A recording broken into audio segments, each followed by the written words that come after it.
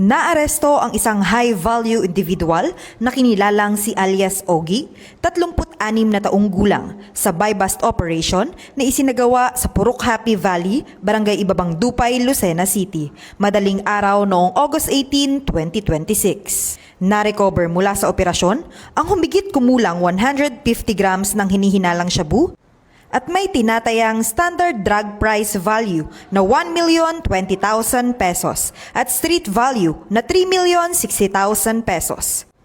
Nakuha rin ng mga operatiba ang marked money, personal na pera, isang itim na pouch bag at isang motorsiklo.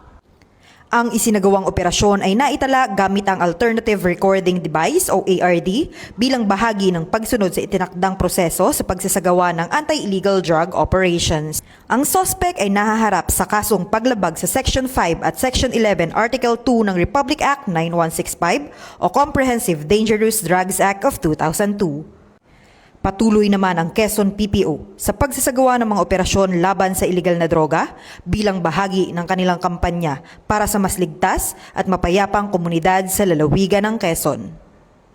Mula dito sa lalawigan ng Quezon, ang inyong PNN correspondent, Patrolwoman Jessalyn T. Argoso. Alagad ng batas, tagataguyod ng Balitang Pulis.